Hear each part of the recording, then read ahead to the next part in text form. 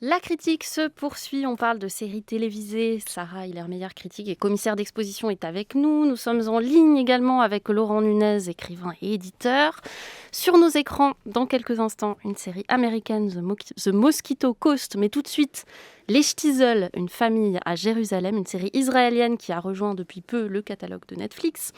La série, signée des réalisateurs Ori Elon et Yehonatan Indurski, n'est pas toute récente. La première saison a été diffusée en 2013 en Israël, mais elle a débarqué depuis peu sur Netflix et est l'objet d'un engouement qui peut étonner. C'est la chronique du quotidien d'une famille juive orthodoxe à Jérusalem. Des épisodes d'une quarantaine de minutes qui se passent tout le temps dans le cercle privé de repas, de rendez-vous, de rencontres familiales dans des salons, chambres de maisons de retraite, écoles juives, sans rien de vraiment spectaculaire, des conflits mais pas de rupture franche. Il y a Akiva, le Benjamin amoureux d'une femme divorcée, Shulem, le patriarche veuf qui se pose des questions sur son autorité, Giti, l'épouse abandonnée par un mari parti travailler au loin, ou encore Malka, la grand-mère, devenue passionnée de télévision. לא מזמן מלאו 7 שנים לפטירה של אשתי אוליו שלום דבוירב, ואני אמרתי לעצמי, שולם, הגיע הזמן שתמצא לך אישה חדשה. אני מסכימה, בהחלט מסכימה. אני שמח לשמוע לא הבנתי, מה אתה שמח לשמוע? שאת מקסימה.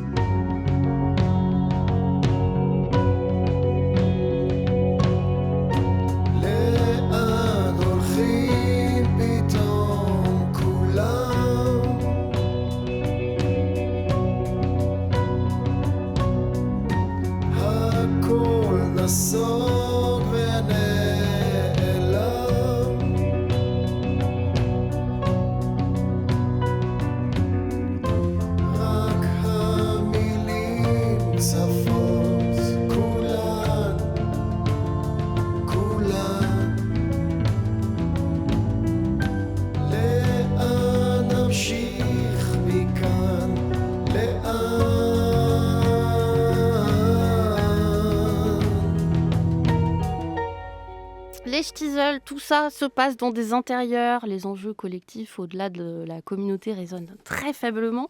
C'est véritablement un vase clos, ce qui, au vu de ce qui se passe depuis quelques jours à Jérusalem et qui ressemble aux prémices d'une guerre civile, peut produire des effets singuliers quand on la regarde. Sarah Hiller-Meyer, je vais vous poser une question qui peut paraître bête, mais que vous allez rendre intelligente, j'en suis sûre.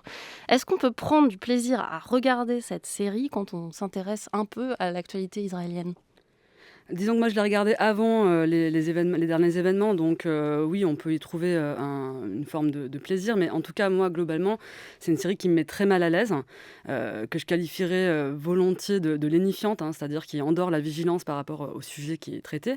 Donc, pour préciser, l'intention explicite des réalisateurs, qui sont eux-mêmes issus de milieux orthodoxes ou ultra-orthodoxes, c'est de casser l'image d'austérité que peut avoir la communauté ultra-orthodoxe. De quelle façon ? En créant un soap, c'est-à-dire un feuilleton à l'eau de rose qui est essentiellement axé sur des histoires sentimentales et sur des drames familiaux, comme on pourrait en fait en trouver dans n'importe quel milieu. C'est justement dans l'objectif de montrer un visage plus humain et plus quotidien des ultra-orthodoxes. Pourquoi pas sur le principe, mais pour moi le problème c'est qu'en fait l'image d'austérité, elle n'est pas nuancée, elle est simplement remplacée par son exact inverse, c'est-à-dire une image qui semble en tout cas complètement idéalisée et édulcorée, qui vient annuler toute véritable complexité. Déjà dans la mesure où les conflits internes à cette communauté sont rendus invisibles, comme vous l'avez précisé, il y a des conflits mais il n'y a pas de rupture franche. Je pense aussi en particulier à la condition des femmes dans cette communauté. Il faut peut-être décrire un tout petit peu le fonctionnement de la communauté ultra-orthodoxe, enfin dans ses grands principes. Oui. En effet, ce qui est le plus étonnant pour nous, spectateurs occidentaux, c'est la place des femmes, qui est une place à la maison. Les femmes se retrouvent entre elles dans tous les moments importants de la vie et les hommes sont de l'autre côté. Les hommes ont accès aux études, à la yeshiva, à l'étude des textes, les femmes non. Et elles ont énormément d'enfants, puisque évidemment il ne s'agit pas de contraception. Donc elles sont complètement, contraintes dans le cercle domestique. Voilà. Oui, tout à fait. Il y a ce séparatisme des genres, mais je pense qu'on pourra y revenir. Et aussi, en se concentrant exclusivement sur un quartier ultra-orthodoxe, c'est tous les conflits avec le reste de la société israélienne, avec la population palestinienne qui sont également invisibilisés. Ce qui est assez, pour moi, problématique quand on sait que les ultra-orthodoxes déjà veulent imposer justement leurs règles de séparatisme de genre dans l'ensemble des espaces publics. Quand on sait aussi que certains d'entre eux peuvent crier et scander mort aux Arabes. Donc pour moi, c'est ce manque total en fait de nuances et de contradictions qui sont trop faibles. En fait, les contradictions, il y en a, mais elles sont totalement, elles restent gentillette. Ça me met très mal à l'aise. Et puis, sur le plan juste dramaturgique, le côté feuilleton, à l'eau de rose, je trouve très vite ennuyeux, passer la curiosité qu'on peut avoir pour ce milieu qu'on connaît très peu, voire pas du tout. Oui, parce qu'il n'existe pas en France, c'est vrai qu'il existe dans d'autres pays, notamment au Canada, aux États-Unis, même un petit peu en Belgique. Laurent Nunez, est-ce qu'on peut trouver de l'intérêt, disons, adhérer au code de cette série-là, qui est très classique, dans le fond, qui est en effet un soap, sans adhérer au code de la communauté en question? Enfin, c'est vraiment le genre de questions qu'on se pose quand on la regarde, Laurent Nunez. Oui, bien sûr, heureusement qu'on peut.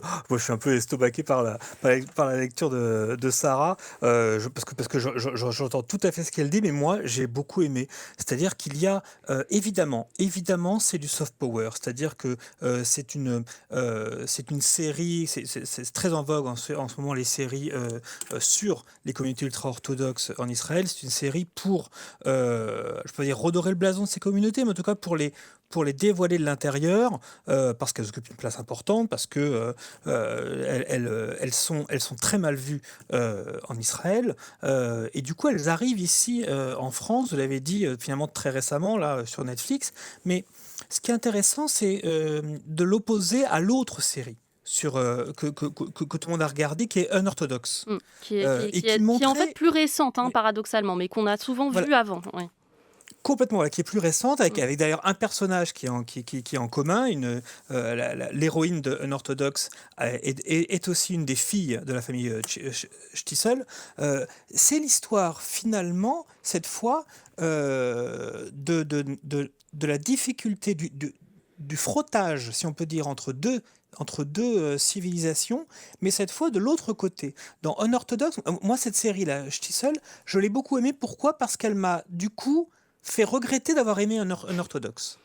Il y a un côté beaucoup trop, finalement, idéaliste occidental d'un orthodoxe. C'était beaucoup trop la liberté chèrement acquise d'une femme qui quitte une communauté pour aller dans un monde parfait.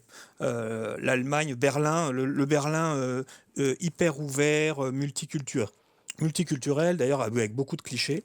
Et finalement, cette fois, on a l'autre côté, d'ailleurs, avec peut-être l'homme, puisque c'est Akiva, cette fois, le fils, qui hésite entre deux mondes. Et je trouve, cette fois, il y a une force, une modernité. C'est à la fois très documentaire et en même temps très poétique. Moi, j'ai été pour l'instant dans cette série 1, dans cette première saison, parce qu'il y a plusieurs saisons, il y a 3 saisons là, j'ai été assez conquis par par l'ambiguïté qu'il peut avoir, mais même positive. C'est-à-dire que on regarde une série, on n'adhère pas évidemment à la restriction, au choix très rigoriste de cette famille, mais on comprend un peu mieux comment ils fonctionnent et comment finalement ils font partie du XXIe siècle. Il y a un intérêt qui est évident, mais bon, moi j'ai l'impression qu'il y en a d'autres, mais en tout cas qui est l'intérêt en effet presque documentaire, ethnologique, pour un spectateur occidental qui ne connaît pas cette culture. C'était aussi mon cas. J'ai l'impression que tous les rituels dont il est question, donc il y a la question des fiançailles, le mariage, l'accueil d'un enfant, l'école, enfin la manière dont on enseigne aux garçons, parce qu'évidemment il s'agit d'enseigner aux garçons, tout ça crée de vrais partis pris de mise en scène, c'est-à-dire que tous les sujets tabous donnent lieu souvent à des scènes que je trouve esthétiquement assez convaincantes, c'est-à-dire que ça passe beaucoup par le regard. Toutes les actrices féminines ont beaucoup moins la parole que les acteurs, et en même temps elles sont très présentes à l'écran, et il y a des scènes où il se passe beaucoup de choses dans juste un regard. Je pense aux scènes entre par exemple Giti, qui est cette femme abandonnée par son mari, qui est assez jeune, qui doit avoir une trentaine d'années, qui a déjà 4 enfants. Son mari est parti, elle ne sait pas s'il va revenir, puis il faut qu'elle se débrouille pour faire vivre sa famille, et elle compte beaucoup sur sa fille Rour Chami, qui est l'adolescente, qui est l'aînée et qui doit d'un seul coup être aussi une forme de chef de famille. Et leur conversation, évidemment, n'aborde jamais l'abandon paternel de manière assez frontale. Tout ça reste complètement en vase clos, passe par des regards, des petites remarques sur la vie quotidienne. Et de ce point de vue, je trouve ça assez représentatif d'une bonne série qui réussit à faire d'une représentation sociale une forme esthétique, voilà, disons. Sarah Hiller-Meyer, vous me regardez. Oui, non, vous changez un peu mon regard là-dessus. Effectivement, je pense qu'il y a des qualités et celle que vous mentionnez semble assez juste, effectivement. Et il y a un intérêt, effectivement, aussi documentaire. On découvre le mode de vie des ultra-orthodoxes, leurs intérieurs qui sont assez modestes, leurs protocoles de Oui, il y a une mariage. vraie pauvreté esthétique, il faut le dire, c'est très moche en fait. Ouais, ouais, C'est très moche à l'écran parce qu'ils vivent dans des intérieurs complètement dépouillés, les lumières sont atroces, ouais. il y a très peu d'extérieur, donc la Jérusalem flamboyante, on la voit, faut le dire, jamais, et puis c'est des gens de peu qui vivent très chichement, donc c'est très moche, quoi. Oui, effectivement, mais tout ça est intéressant, mais je trouve que c'est montré avec un tel excès de bienveillance que ça devient en fait une sorte de dystopie bienheureuse et qui s'ignore, avec justement des personnages masculins, vous en parlez, qui sont tous enfin, ils sont soit rêveurs, soit truculents, mais en tout cas, ils sont tous plus gentils les uns que les autres et voire complètement niais à l'égard des femmes. À aucun quand même moment, on voit que des femmes pourraient souffrir du fait d'être réduites au rôle de mère porteuse ou souffrir du fait de ne pas avoir accès à la même éducation que les hommes, qui sont les seuls autorisés à étudier la Torah. D'un autre côté, à aucun moment, on voit des hommes qui souffriraient du fait de ne pas avoir accès à une éducation laïque, qui comprendrait l'étude des maths, de l'histoire, des sciences, qui sont proscrites de cette communauté, ce qui quand même revient ni plus ni moins à une forme d'obscurantisme. Et à aucun moment non plus, on voit que le fait de ne pas avoir accès à des livres, à la musique, aux films laïques, qui sont également proscrits, puisse être vécu comme un manque. Alors pourquoi pas parce Pardon, c'est pas tout à fait vrai, parce que par exemple, le personnage de la grand-mère qui veut absolument avoir la télé dans sa chambre et qui d'un seul coup, on lui ouvre un monde de feuilletons américains complètement niais, etc., réfléchit un petit peu ça. Puis de la même manière, Akiva, pardon, Laurent, je vais vous redonner la parole, mais qui s'essaye au dessin, qui clairement est un mauvais dessinateur. La série ne nous montre pas un bon dessinateur. On voit bien qu'il est mauvais parce qu'il n'a jamais eu accès à un musée ou à une technique. Donc c'est pas tout à fait vrai. Il y a des espèces de réflexions un peu quand même sur la fermeture du milieu. Enfin, il me semble. Oui, mais c'est vrai qu'en tout cas, il y a certains personnages qui souffrent ponctuellement effectivement des règles auxquelles ils sont soumis, mais globalement, ils s'y portent bien et ils y reviennent surtout. Oui, ça c'est vrai. Et donc le système ultra-orthodoxe n'est pas montré comme un système qui peut être potentiellement oppressif et destructeur des individualités, mais plutôt finalement presque comme un système qui est assez cool. Alors, dans une certaine mesure, pourquoi pas? On imagine bien qu'une grande partie des ultra-orthodoxes sont heureux de leur vie, qu'on peut y vivre aussi, qu'il peut y avoir aussi de l'amour, des sentiments, mais je trouve que ça aurait quand même gagné à avoir plus de complexité et de contradictions, ce qui n'est pas du tout le cas ici. Et pour revenir sur un orthodoxe, je suis pas du tout d'accord avec vous. Je trouve que cette série, elle est beaucoup plus complexe et nuancée que celle qu'on a là sous les yeux, dans la mesure où déjà les ultra-orthodoxes ne sont pas diabolisés. On voit effectivement que la vie peut y être tendre parfois. Néanmoins, ça montre que il peut y avoir une forme de violence et d'oppression qui est exercée en particulier sur les femmes dans ce milieu. Laurent Nunez. Ouais, bah en fait, non, on voit clairement à quel point ce sont des gens qui regrettent aussi de ne pas être dans ce monde, dans le monde occidental. Je le vois, vous l'avez dit, à un moment, il y a une scène où le mauvais dessinateur, parce qu'il est mauvais parce qu'on ne lui a pas laissé étudier la peinture, va pour la première fois au musée. Et ça, c'est assez formidable. Il y a aussi une scène incroyable où son frère, tout d'un coup, bêtement, c'est assez incroyable, alors qu'il n'a pas un rôle, alors qu'on le déconsidère un peu, se met à pleurer parce qu'en fait, il voulait être chanteur. Et son père, clairement, qui incarne la loi avec un grand L, lui a interdit de chanter. Donc il y a quand même quelque chose là-dedans du regret du monde occidental qui est assez beau. Je voudrais rajouter aussi que l'opposition homme-femme est extrêmement intéressante dans la série parce qu'en fait, les femmes sont déconsidérées et parce qu'elles sont déconsidérées, elles ont, elles, un peu le droit de franchir une sorte de frontière mentale. Les hommes ne peuvent pas travailler, ils ne peuvent qu'étudier le Talmud, et donc du coup, c'est pour ça d'ailleurs que les intérieurs sont pauvres. Il n'y a que les femmes qui normalement peuvent ramener de l'argent, qui peuvent d'ailleurs travailler vraiment. Et donc du coup, c'est ce qu'on voit avec Gitti, l'un des personnages qui peut travailler la nuit, c'est ce qu'on voit avec la grand-mère qui, elle, peut regarder la télé. Les autres hommes, eux, mais parce qu'ils l'ont bien voulu, ils sont mis sur un piédestal parce qu'ils peuvent étudier la religion et en même temps, du coup, ils ne peuvent strictement rien faire. Oui, par exemple, sur la question patriarcale, qui est une structure, encore une fois, évidemment, une structure évidente et tout à fait critiquable de notre point de vue de cette société-là, mais qui est aussi une structure du soap. C'est-à-dire que le soap, c'est le feuilleton familial avec des hiérarchies. Bon, là, c'est le patriarcat des juifs orthodoxes rencontre l'espèce de patriarcat propre à plein de soaps. On en a vu des soaps américains où le père est une espèce de figure comme ça, tutélaire. Là, il est assez intéressant, je trouve, ce personnage parce qu'il est, lui, alors après je suis d'accord, c'est à un niveau individuel, mais très remis en question en permanence dans son autorité. Il est instituteur, il va être mis à la retraite, ça va être compliqué pour lui parce qu'il va plus pouvoir travailler. Il est dans une opposition quasi permanente avec son fils, le Benjamin, qui ne veut pas se marier.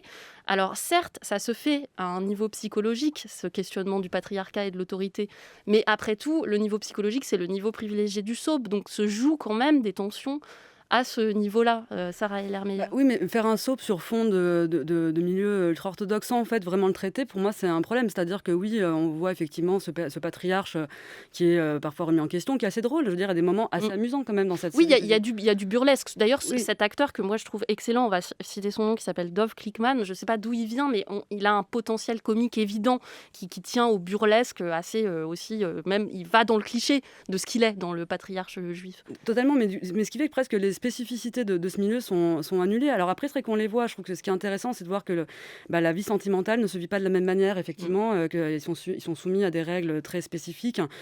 Ça, c'est plutôt intéressant, parce qu'on n'est pas dans l'amour éternel et invariable. Au contraire, on voit qu'il y a des manières spécifiques à certaines communautés de vivre sa vie affective. Après, quand même, globalement, pour moi, l'idée de cette série, c'est de montrer que le strict respect des règles religieuses n'est pas synonyme de vie étriquée. Et alors, pourquoi pas, comme je disais, mais là où vraiment ça m'ennuie, c'est que je trouve que le doute est très peu présent, en fait. Contrairement à ce que vous dites, pour moi, le doute est quasiment annulé au final. Et c'est là où même c'est ambigu, ça marche plutôt bien. C'est-à-dire je veux dire, la volonté de casser l'image d'austérité, elle marche quelque part. On les aime bien, ces personnages. Ah bah oui, ça amusant, veut créer de l'empathie chez le spectateur. Mais pourquoi pas? Mais c'est vrai que pour moi, ça devient, là où c'est dérangeant, c'est qu'il n'y a pas suffisamment de contradictions, en fait.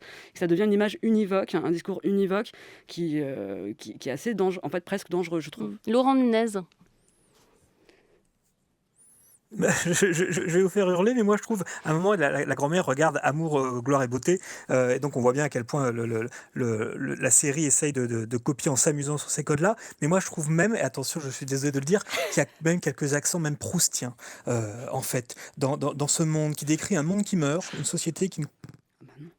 C'est pas du tout un monde qui meurt. On a perdu Laurent Nunez tellement. La population ultra-orthodoxe est en constante augmentation en Israël. Hein. Ce n'est pas un monde qui meurt. La population ultra-orthodoxe est en constante augmentation en Israël, ce qui d'ailleurs crée une crainte du côté de la population laïque. Laurent Nunez, allez-y. On vous a perdu et puis on vous a retrouvé. Allez-y. Et c'est pour ça qu'il y a eu soft power devant cette population qui monte.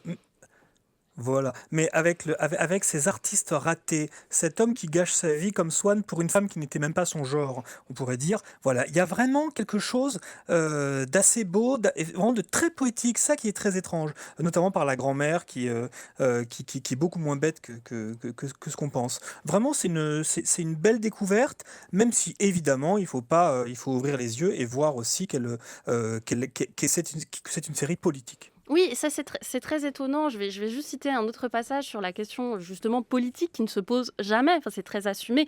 On est toujours à l'intérieur, on voit très peu de décors extérieurs. Jérusalem n'existe pas. Il y a un moment où on fête dans Jérusalem le jour de l'indépendance sioniste. C'est un jour de fête, de défilé militaire, évidemment. Donc il y a des avions qui passent et tous les enfants se réjouissent de pouvoir regarder ça. Et on sent que là, ça crée un problème politique au sein de la communauté, mais c'est jamais explicité, c'est pas pédagogique. On sent que certains sont très antisionistes et ne veulent pas entendre parler évidemment de la chose militaire et de la célébration d'Israël comme État conquérant. Et à l'inverse, il y a les enfants qui veulent regarder et puis quand même ça fait un défilé, ça fait une sorte de distraction. Et à ces moments-là très très rares où l'extérieur pénètre la série, presque en creux, on se rend compte du problème en fait. On se rend compte à quel point cette communauté est fermée et à quel point elle est en vase clos et dans le fond, ce que c'est que cet État d'Israël qui laisse vivre à l'intérieur d'un État une communauté aussi fermée et aussi peu poreuse à la politique. Je trouve ça... Enfin, ça me pose vraiment des questions d'ordre politique, Sarah Eller-Meyer. Oui, c'est vrai qu'il y a un conflit au sein de la communauté ultra-orthodoxe. D'un côté, il y a des anti-sionistes, et de l'autre, au contraire, c'est une tendance qui monte, plutôt très nationaliste. Après, le fait justement d'évacuer cette dimension-là, toute la dimension politique et les conflits avec l'extérieur, pour moi, c'est une solution de facilité, en fait. C'est une manière, justement, de garantir la belle image qu'on peut donner de cette communauté communauté qui, quand même, c'est pointé, le sectarisme cette communauté est pointé à un moment, quand on voit le père et son fils dans un train, avec une jeune femme qui s'adresse donc au rabbin, au père, auquel il ne veut pas répondre, en fait. Donc ça, c'est quand même plutôt bien vu, effectivement, mais ça reste des toutes petites égratignures. Je veux dire, c'est trop insignifiant par rapport au reste, hein, qui est de toute façon, pour moi, de l'ordre justement des feux de l'amour, comme on le voit dans la série, qui regarde tout à fait la ça. mère. Et pour moi, c'est un ennui mortel, en fait, hein, assez rapidement. Un dernier mot, Laurent Nunez. Oui, peut-être simplement dire que justement, peut-être les créateurs ont vu, les créateurs de cette série ont vu les problèmes de ce qu'ils ne montraient pas dans cette série, ils préparent une nouvelle série qui s'appelle Autonomie, une sorte de dystopie future avec l'État d'Israël qui est divisé en deux pays, un pays à la capitale Jérusalem et l'autre Tel Aviv. Donc voilà, on voit bien quand même que c'est quand même un souci constant dans cette société. Ouais, ça va faire des mots, ça encore. On parlera. Mais en tout cas, les Shtisel, c'est vraiment très intéressant à voir et peut-être encore plus intéressant à discuter. La première saison et les 2 suivantes, puisqu'il y a déjà 3 saisons, sont en ligne sur Netflix. France Culture, la critique, Lucille Como. Concluons cette critique avec une série américaine, cette fois, dont la première saison, signée Neil Cross, est en ligne sur Apple TV. Ça s'appelle The Mosquito Coast. C'est l'adaptation d'un roman de Paul Theroux, publié en 1980, déjà adapté au cinéma à l'époque avec Harrison Ford. L'histoire, c'est celle de Ali, père de famille, qui vit de petits boulots dans une exploitation agricole. Il mène d'une main de fer sa femme et 2 enfants adolescents dans une existence de débrouille recluse, sans téléphone portable, sans internet, sans école. Une personnalité forte, un autre patriarche finalement, pour le moins, pétri d'idéaux anticonsuméristes, radicalement écolo, mi-zadiste, mi-MacGyver. On comprend vite qu'il est par ailleurs, ou précisément pour toutes ces raisons, recherché par le gouvernement américain. Un jour, il doit fuir avec sa famille. Les voilà tous les 4 embarqués dans ce que lui continue d'appeler un road trip, mais qui recèle bien des dangers. Everything's complicated, but there's always a solution. Seen that car before. From the bank. Those people aren't from the bank. Hang on.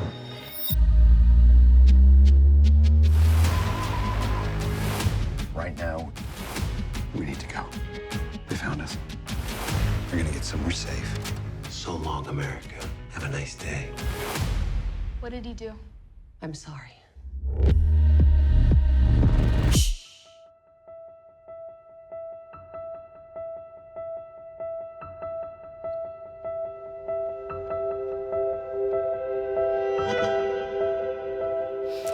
Ali, le personnage principal, c'est Justin Theroux, beau brun barbu, vu dans The Leftovers. Je crois que c'est le neveu du romancier à l'origine de cette histoire. Il apparaît aussi à la production, il porte vraiment l'histoire à l'écran. Laurent Nunez, qu'en avez-vous pensé ?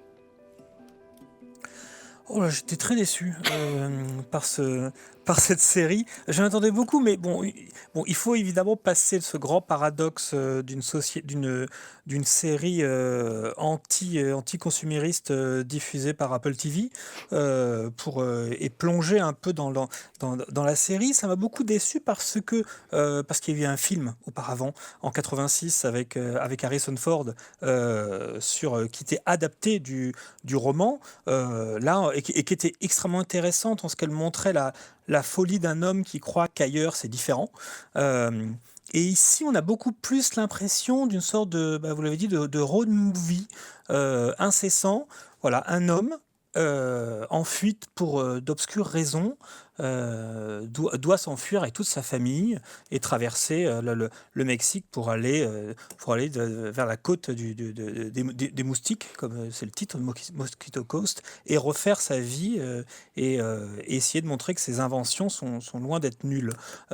On y comprend. Alors, initialement, ça part d'une bonne idée qui est comment dire, la fuite loin d'un monde qui ne reconnaît pas la valeur qu'on a. Et en fait, très vite, il y a un grand problème dans cette série, c'est jusqu'à la caricature, on nous cache pourquoi le personnage s'enfuit. Et alors ça, c'est un des enjeux, en effet, tout le de monde se pose suspense. cette question. Oui. Ah, mais voilà, mais du coup, il fallait le traiter avec un tout petit peu plus de. Avec une litote, j'allais dire. Mm. C'est-à-dire que là, sans cesse, tout le monde s'interroge sur pourquoi il fuit, pourquoi on le poursuit, pourquoi les flics, à peu près le FBI, tout le monde est contre lui. Et franchement, à jouer avec ça, on n'a toujours pas la solution. Il faut absolument que ce soit, je sais pas, un Snowden ou un Assange. Parce que sinon, ça va se dégonfler et on va rien comprendre. Donc voilà, moi j'étais un peu déçu, évidemment jamais déçu par les images qui sont incroyables, qui sont vraiment très belles, notamment sur le désert. Il y a des drones qui filment, donc forcément on est transporté vraiment. Mais je trouve que l'intrigue est vraiment décevante. Et puis la famille, on en reparlera, mais extrêmement cliché. Sarah Hiller-Meyer. Je partage totalement cet avis-là. Je trouve que c'est une série qui est très décevante.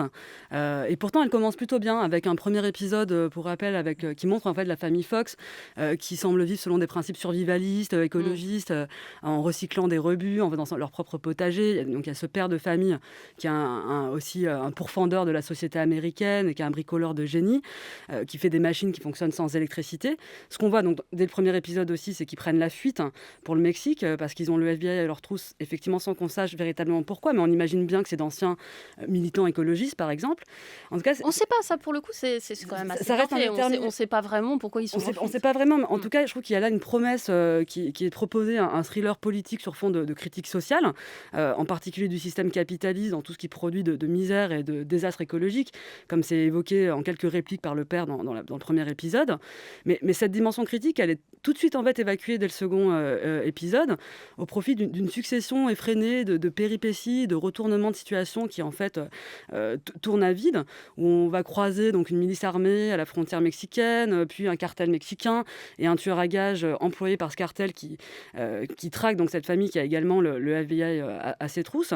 Et en fait, sur le plan dramaturgique, le problème c'est que ça serait exactement la même chose si ce père et cette mère de famille avaient volé le fisc, avaient cambriolé une banque ou étaient dealers de cocaïne, puisque la principale intrigue consiste à se demander à chaque épisode si oui ou non ils arriveront à échapper au cartel qui est en fait la plus grande menace qui pèse sur eux. Ce qui fait que le point de départ, qui est quand même le refus de la société américaine, ça devient plus qu'un prétexte pour une série de courses-poursuites qui en fait à mon avis masque l'absence de véritables propos du réalisateur, qui finit même, je dirais, par produire l'inverse de ce qu'il voudrait faire, c'est-à-dire qu'il finit par nous convaincre que ces semble-t-il, ces militants écolos ont beau critiquer la société américaine, néanmoins celle-ci est prête à les sauver via le FBI, et surtout elle voudra toujours beaucoup mieux que la corruption et la violence mexicaine, puisque c'est que sous cet angle-là qu'est montré le Mexique. Ce qui fait qu'on ne prendra pas nos billets pour Mexico, c'est sûr, à la fin du confinement. On ne peut pas, malheureusement. Non, je vous trouve un peu dur parce que vous allez assez vite en besogne justement sur la nature du personnage principal, qui est quand même l'intérêt, je pense, de la série. C'est-à-dire que militant écologiste radical, on n'en sait rien. En fait, c'est un personnage radical. C'est toujours assez intéressant de filmer la radicalité. On ne sait pas du tout si c'est du radicalisme, c'est-à-dire si c'est vraiment un engagement politique, dans quelles circonstances cet engagement-là s'est fondé, puis s'est développé. On ne sait pas, ou si c'est juste, et là ça rejoint aussi le film avec Harrison Ford, un personnage complètement fou, et la fin laisse un peu entendre ça, c'est-à-dire un personnage vraiment radical dans le sens de la folie, qui a vraiment une radicalité psychologique, et qui entraîne presque au seuil de la mort à chaque fois sa femme et ses enfants. Et de ce point de vue-là, il y a une vraie tension à l'intérieur du personnage qui nous tient un petit peu éveillés, Laurent Nunez.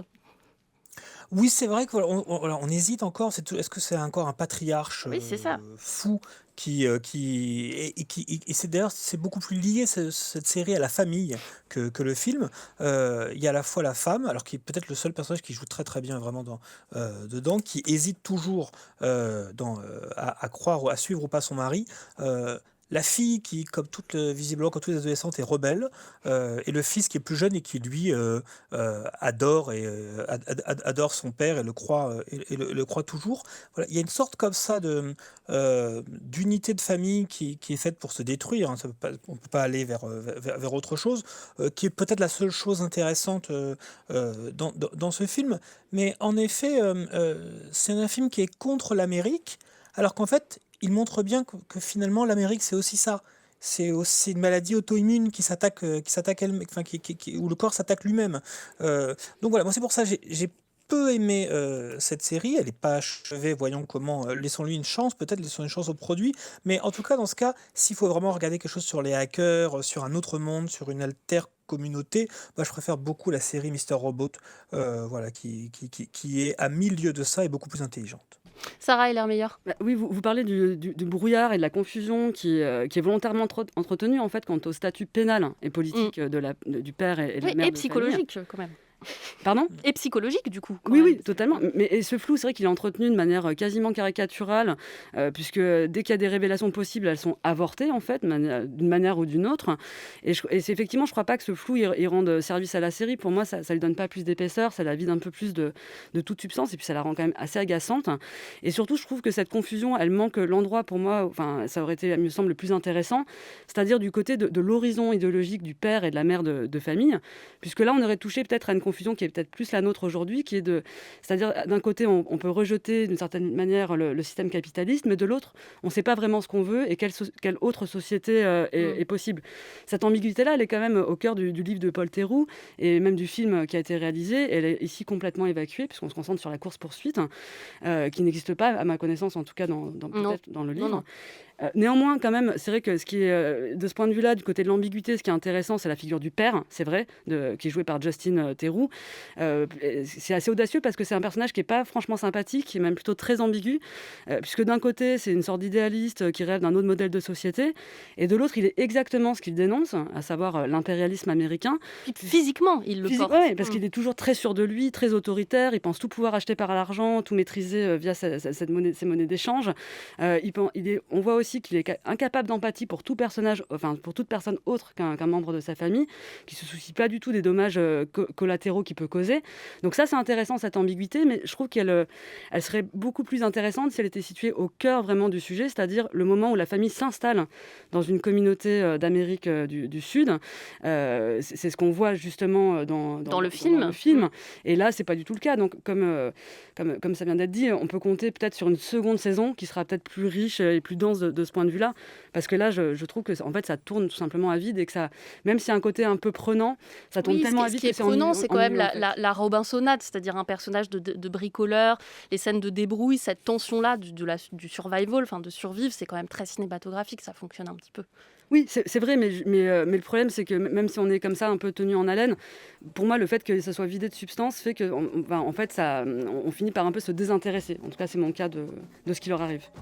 The Mosquito Coast, en tout cas, est en ligne sur Apple TV.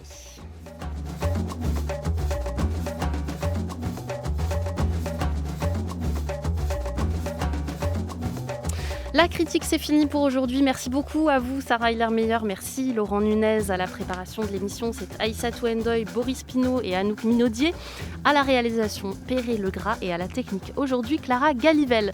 Vous pouvez réécouter l'émission en vous rendant sur le site de France Culture. Vous pouvez également vous abonner au podcast de la critique sur l'application Radio France. Lundi, vous retrouverez Olivia Gesbert et La Grande Table. Quant à nous, on se retrouve la semaine prochaine pour une critique déconfinée, joie.